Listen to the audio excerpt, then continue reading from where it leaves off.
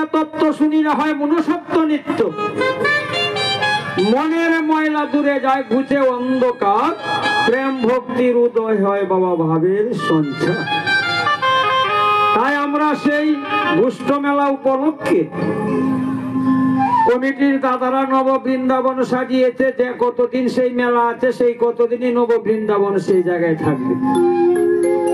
আমরা যখন নব বৃন্দাবনে একত্রিত হয়েছি, বৃন্দাবনের কর্মটা আমি প্রথম করতে চাই। আমার ভাইদের কাছে আবেদন এবং আমার বাবাদের কাছে আবেদন, যার যার ইষ্ট দেবতার নাম স্মরণ করে মায়েরা উলুধ্বনি এবং বাবারা হরির ধ্বনি দিয়ে আজকের অনুষ্ঠান আমি শুরু করতে চাই। একবার জয় জয় রাধা কৃষ্ণ প্রেমানন্দে হরিবল হরিবল হরিবল হরিবল হরিবল হরিবল হরিবল। এমন একটি পালা আদেশ করেছে, কারণ আমার বর্তমান বাউলের বয়স ৪৯, বর্তমান আমার রানিং বয়স ৭১, কিন্তু বাউল গানের বয়স আমার ৪৯। মধ্যে সেই আসরে শুধু নয়, আমি ৪৯ বছরের মধ্যে ৩ দিন আদেশ পেয়েছিলাম কোলাদার, আজকে নিয়ে ৪ দিন। কোলাদারা পাল্টা কেউ আদেশ করে না, আর অনেক শিল্পী গাইতেও চায় না, অনেক শিল্পী কুলাদারাতে আসতে চায় না, কারণ 18 পুরাণ 14 শাস্ত্র 4 বেদ অধ্যয়ন করতে হবে। কুলাদারা দ্বারা কীর্তন করতে হবে, 18 পুরাণ 14 শাস্ত্র 4টা বেদ অধ্যয়ন করতে হবে।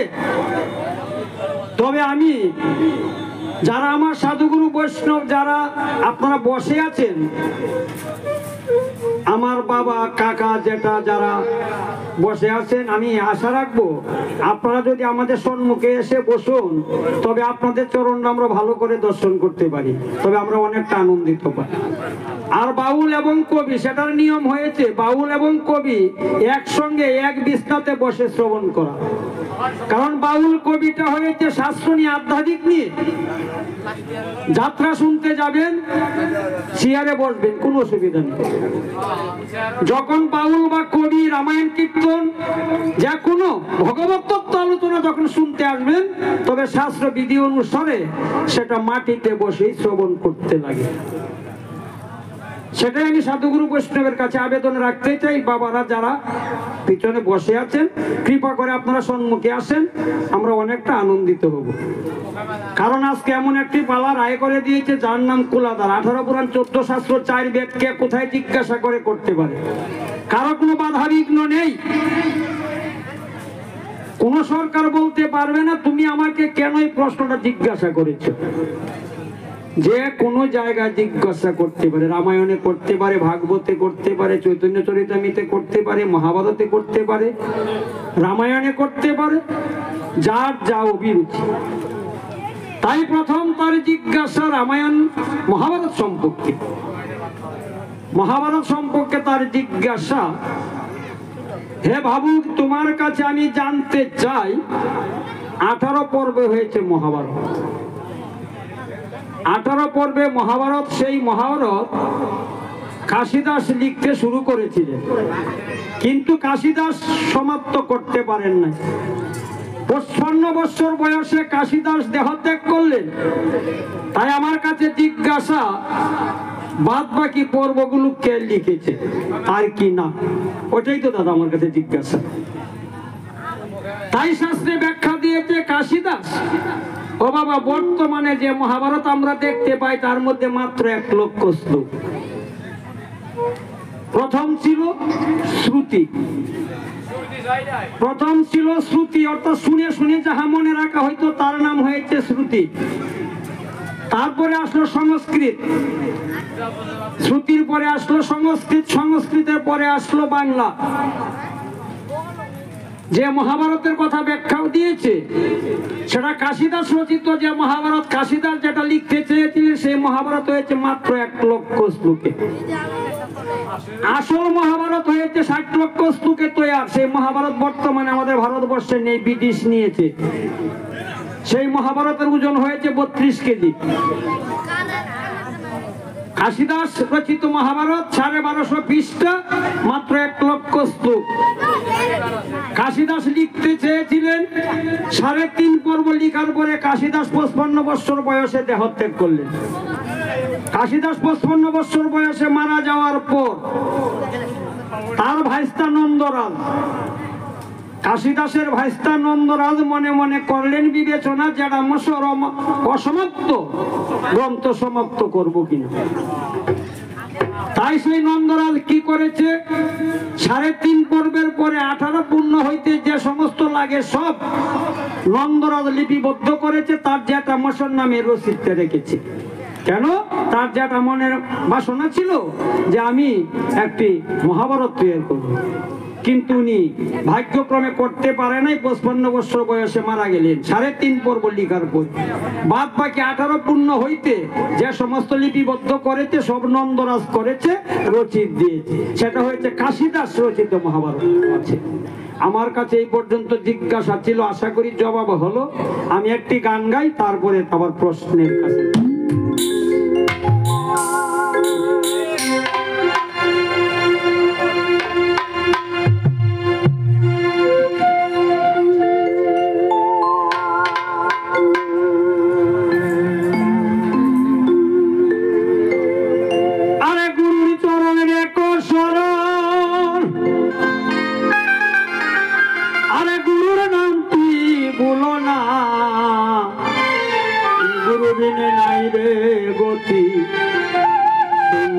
মন রসনা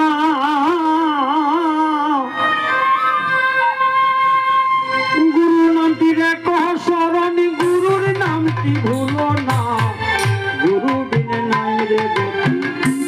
বলি মন রসনা, গুরু বলে নাই রে গতি। বলি মন রসনা।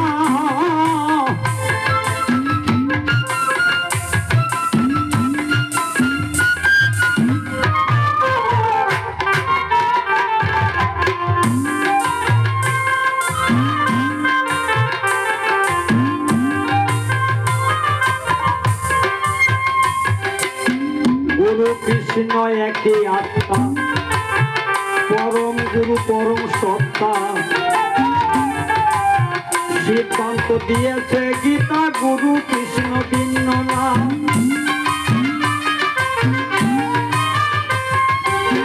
গুরু কৃষ্ণ একই আত্মা, পরম গুরু পরম সত্তা, সিদ্ধান্ত দিয়েছে গীতা, গুরু কৃষ্ণ ভিন্ন না। আগে তোর গ্রহ শান্তি,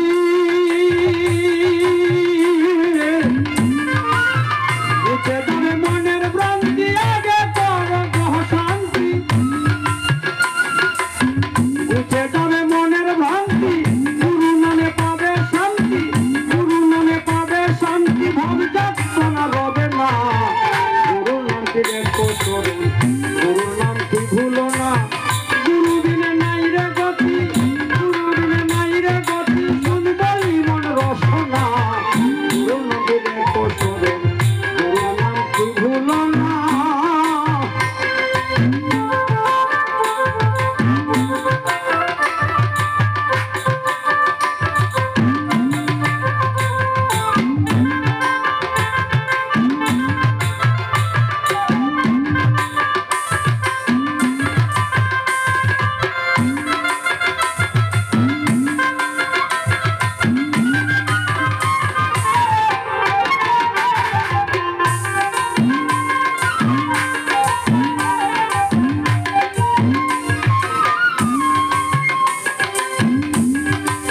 দিনের শেষে হবে রাত্রি,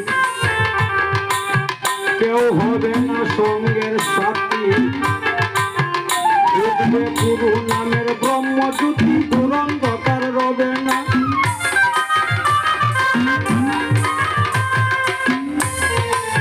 দিনের শেষে হবে রাত্রি, কেউ হবে না সঙ্গের সাথী। উঠবে গুরু নামের ব্রহ্মজ্যোতি, দুরন্ধকার রবে না। নিরানারী কপাল মন্দ,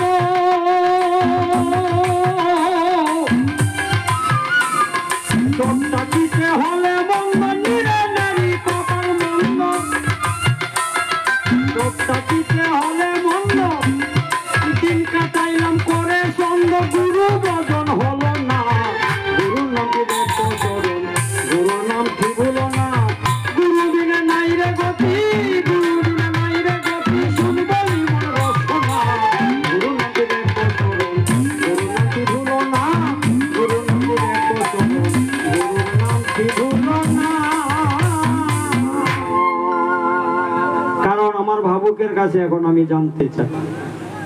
আমার ভাবুক যখন আমাকে প্রথম মহাভারতে জিজ্ঞাসা করেছে, তবে আমি মহাভারতই থাকতে চাই। আমার ভাবুকের কাছে জিজ্ঞাসা যে মহাভারত, বর্তমানে আমরা যে মহাভারত পেয়েছি সেটা কাশিদাস রচিত মহাভারত। তার মধ্যে মাত্র 1 লক্ষ শ্লোক,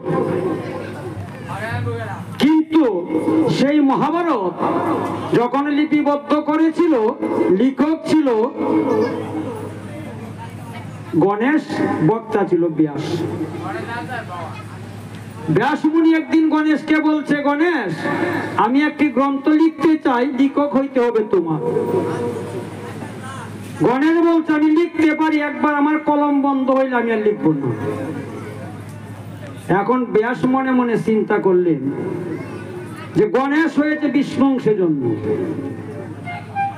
গণেশের লিখার আগে তো আমার বলা সম্ভব হবে না। তাই ব্যাস কি করেছে, সঙ্গে সঙ্গে সরস্বতীকে স্মরণ করেছে। করার পরে সরস্বতী এসে ব্যাসের কণ্ঠগত হয়েছে। এখন ব্যাস যখন শ্লোক বলে, যদি আপনি শ্লোক বলেন আমার লিখতে হতে, শ্লোকটাতে অর্থ করে লিখতে হবে। শ্লোকটা অর্থ না করে তো লেখা যাবে না। তাই আমার ভাবুকের কাছে জিজ্ঞাসা, গণেশ হয়েছে লেখক, ব্যাস হয়েছে বক্তা। 60 লক্ষ শ্লোকে যে মহাভারত তৈরি হয়েছিল, সেই 60 লক্ষ শ্লোকে মহাভারতটা লিখতে গিয়ে গণেশের কলমটা কয়বার বন্ধ হয়েছিল? এই প্রশ্ন আমার ভাবুকের কাছে জিজ্ঞাসা। 60 লক্ষ শ্লোকে যে মহাভারত তৈরি ছিল, সেটা আমি কাশিদাস রচিত মহাভারতের কথা বলি নাই। 60 লক্ষ শ্লোকে যে মহাভারত তৈরি হয়েছিল সেটা ছিল সংস্কৃতে লিপিবদ্ধ। সেটা বর্তমানে ব্রিটিশ সরকার আমাদের ভারত থেকে নিয়েছে। ব্রিটিশ যখন ভারত ছেড়ে যায় সেটা নিয়ে গিয়েছে। আর বর্তমানে যে মহাভারত আছে তার মধ্যে মাত্র 1 লক্ষ শ্লোক আছে। 1 লক্ষ শ্লোক বাংলায় ব্যাখ্যা করে সেটা কাশিদাস লিপিবদ্ধ করেছে। আমি বলছিলাম কাশিদাস লিখতে পারে নাই, মাত্র 3.5 পর্ব লিখার পর কাশিদাস 55 বছর বয়সে মারা গেলেন। তার ভাইস্তা নন্দরাজ তিনি লিপিবদ্ধ করেছে, তার জ্যাঠামশাইয়ের নামে লিপিবদ্ধ রেখেছে। তাই আমার ভাবুকের কাছে ওই জিজ্ঞাসাটা, সে কলমটা কয়বার বন্ধ হইল। আর একটা জিজ্ঞাসা যে 60 লক্ষ শ্লোকের মধ্যে মাত্র আমি 1 লক্ষ দেখতে পাই, আর 59 লক্ষ শ্লোক কোথায় আছে পৃথিবীতে? এই দুইটা প্রশ্ন মহাভারতে জিজ্ঞাসা আছে, ভেঙ্গে বলবে ধর্মসভার কাছে।